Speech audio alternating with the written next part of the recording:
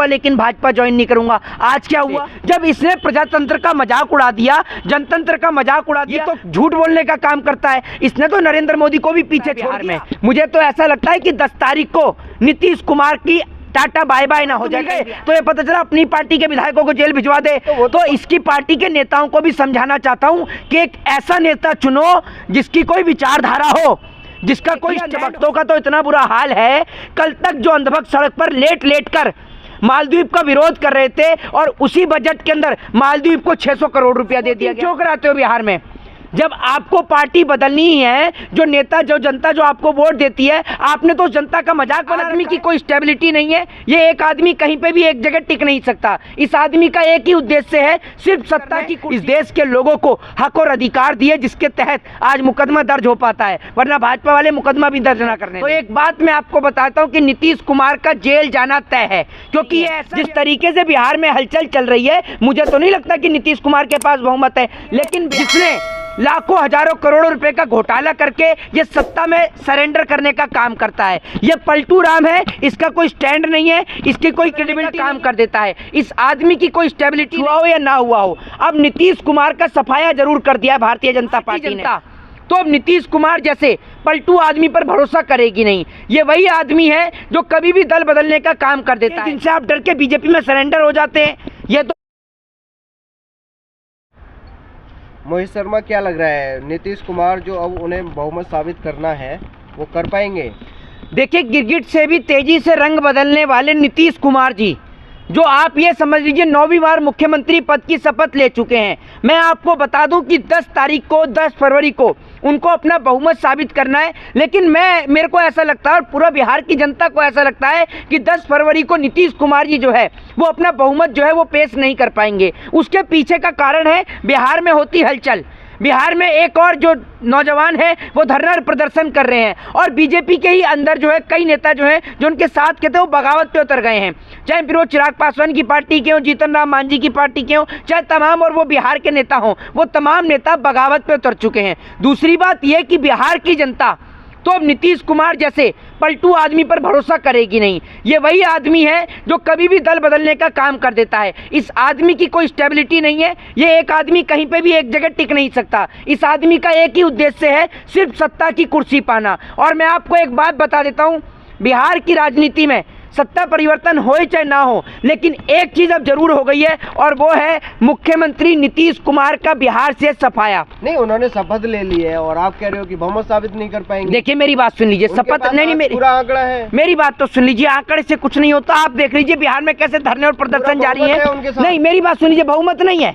मैं आपको बता दूं, ये तो 10 तारीख को पता चलेगा। आप और हम नहीं बता सकते कि बहुमत है या नहीं है। जिस तरीके से बिहार में हलचल चल रही है, मुझे तो नहीं लगता कि नीतीश कुमार के पास बहुमत है, लेकिन बिहार में कुछ हुआ हो या ना हुआ हो, अब नीतीश कुमार का सफाया जरूर कर दिया भारतीय जनता पार्टी ने। और मैं आपको एक बात बता देता हूं, अगर बिहार के अंदर 10 तारीख को नीतीश कुमार अपना बहुमत साबित नहीं कर पाए और वहां पर आरजेडी की सरकार बन जाती है, तो एक बात मैं आपको बताता हूं कि नीतीश कुमार का जेल जाना तय है, क्योंकि ये ऐसा व्यक्ति है जिसने लाखों हजारों करोड़ों रुपए का घोटाला करके ये सत्ता में सरेंडर करने का काम करता है। ये पलटू राम है, इसका कोई स्टैंड नहीं है, इसकी कोई क्रेडिबिलिटी नहीं है। ये सिर्फ और सिर्फ कुर्सी से प्यार करता है और ना बिहार की जनता से, ना बिहार के लोगों से। जब इसने प्रजातंत्र का मजाक उड़ा दिया, जनतंत्र का मजाक उड़ा दिया, भैया आप वोटिंग क्यों कराते हो बिहार में?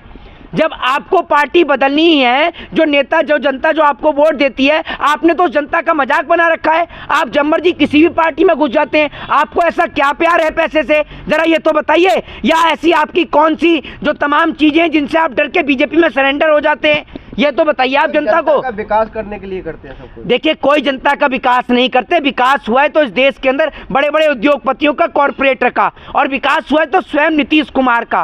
कोई बिहार की जनता का विकास नहीं हुआ। आज भी बिहार के अंदर नौजवान धरना प्रदर्शन कर रहे हैं रेलवे की भर्ती को लेकर, बताइए आप मुझे। और इसके बाद आप ये देखिए, अंधभक्तों का तो इतना बुरा हाल है, कल तक जो अंधभक्त सड़क पर लेट लेट कर मालदीव का विरोध कर रहे थे और उसी बजट के अंदर मालदीव को 600 करोड़ रुपया दे दिया गया। बताइए ना आप मुझे, जिस मालदीव का कल तक विरोध था, 600 करोड़ मालदीव को बजट के अंदर। ये बजट के अंदर सिर्फ और सिर्फ अगर किसी को कुछ फायदा पहुंचा है तो इस देश के बड़े उद्योगपति और कॉर्पोरेटर को, बाकी इस देश की जनता के हाथों में तो वापस से इस बजट के दौरान झुंझुना थमा दिया गया है। ये बात मैं आपको बता दूं। क्या लग रहा है, आरजेडी सरकार बना पाएगी बिहार में? देखिए, कुछ भी हो सकता है बिहार में। मुझे तो ऐसा लगता है कि 10 तारीख को नीतीश कुमार की टाटा बाय बाय ना हो जाए कहीं बिहार से।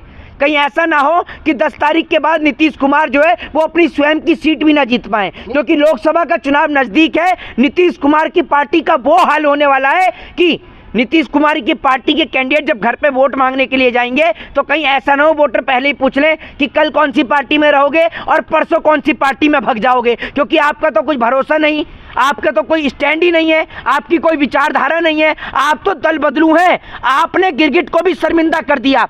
गिरगिट की प्रजाति लुप्त हो रही है, लेकिन नीतीश कुमार जैसे लोग गिरगिट की भूमिका अदा कर रहे हैं, क्योंकि ये लोग गिरगिट से भी तेजी से रंग बदलते हैं। इतनी तेजी से रंग बदलते हैं कि अगर गिरगिट भी इनके सामने खड़ा हो तो वो भी शर्मिंदा हो जाए इनको देखकर। जिस पार्टी के पास अपने विधायक इतने नहीं है कि वो सरकार बना सके, उसे कह रहे हो आप सरकार बना लेगी, और जिसके पास पूरा बहुमत है उसे कह रहे हो आप नहीं बना पाएंगे। देखिए, एक बात मैं आपको बताता हूँ, गिरगिट के साथ कोई भी ज्यादा दिन तक टिकना नहीं चाहेगा। यही बात है नीतीश कुमार की। नीतीश कुमार जिस तेजी से रंग बदलने का काम करते हैं, अब उनकी पार्टी के जो विधायक हैं, मुझे नहीं लगता कि वो भी उनके साथ रहना पसंद करेंगे, क्योंकि सबको नजर आ गया कि भैया इस आदमी की तो कोई विचारधारा नहीं है। ये आदमी तो पैसे से प्यार करता है और पैसे के लिए जब मर्जी किसी को भी कुछ भी करवा सकता है। इसको पता चला 2, 4, 5 लाख, 10 लाख, 20 लाख फालतू मिल गए तो ये पता चला अपनी पार्टी के विधायकों को जेल भिजवा दे। तो इसकी पार्टी के नेताओं को भी समझाना चाहता हूं कि एक ऐसा नेता चुनो जिसकी कोई विचारधारा हो, जिसका कोई स्टैंड हो। ये तो झूठ बोलने का काम करता है। इसने तो नरेंद्र मोदी को भी पीछे छोड़ दिया, नरेंद्र मोदी को भी पीछे छोड़ दिया फेंकने के मामले में। ये कहता था मरते मर जाऊंगा लेकिन भाजपा ज्वाइन नहीं करूंगा। आज क्या हुआ? झूठे इधर भी हैं, झूठे उधर भी हैं। मतलब जेडीयू और भाजपा दोनों ही एक जैसी है, आप समझ लीजिए। मोहित शर्मा, जिस नीतीश कुमार का महत्व तो बीजेपी समझ रही है, उस नीतीश कुमार का महत्व तो इंडिया गठबंधन क्यों नहीं समझ रहा है? अरे कोई महत्व ही नहीं बचा अब उसका। नीतीश कुमार का महत्व जीरो हो गया।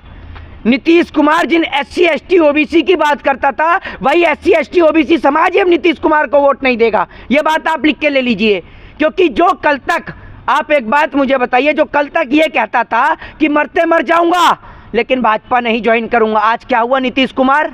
आज कहाँ है आपका मरते मरना? बताइए ना आप मुझे। मैं तो ये कहना चाहूंगा, नारा चल रहा है 400 पार इस बार।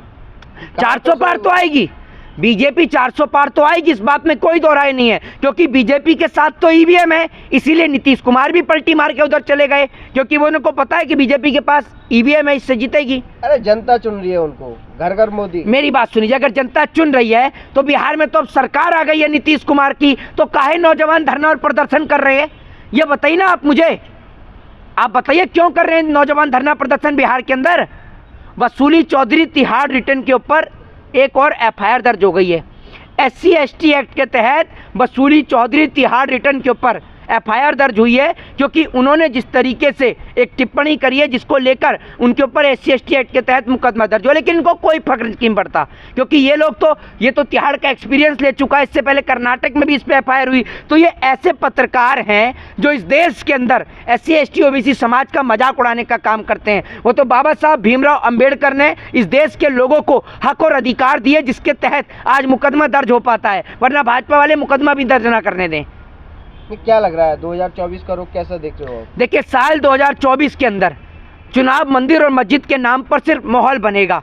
चुनाव में अगर वोट डलता है तो ईवीएम के नाम पर। यह बात मैं आपको बता दूं, जिस तरीके से भी आपने देखा होगा कि चंडीगढ़ का चुनाव किस तरीके से हुआ, सबके सामने नतीजे हैं, आप सबने देखा। तो आज भारत देश के अंदर जो सबसे बड़ा अधिकार है, वोटिंग राइट का अधिकार, उस वोटिंग राइट के अंदर निष्पक्षता नहीं बची है। देश के तमाम लोगों से कहना चाहूँगा कि आज आप सबको जागने की जरूरत है। अगर आप नहीं जागे, नहीं जागरूक हुए तो ये देश बर्बाद हो जाएगा, ये देश गुलाम हो जाएगा। इस देश के अंदर कुछ लोग ऐसे बैठ गए हैं जो इस देश को वापस से गुलाम बनाना चाहते हैं। आज देश को लाखों करोड़ों रुपए का कर्जदार बना दिया, देश के अंदर हिंदू मुसलमान करके इस देश में नफरत का अंबार लगा दिया, इस देश के अंदर नौजवानों को बेरोजगार कर, उनको अशिक्षित कर इस देश को गुलामी की राह पर ले जाया जा रहा है, जिसके लिए आपको और हम सबको जागने की जरूरत है। जय हिंद, जय भारत, वंदे मातरम।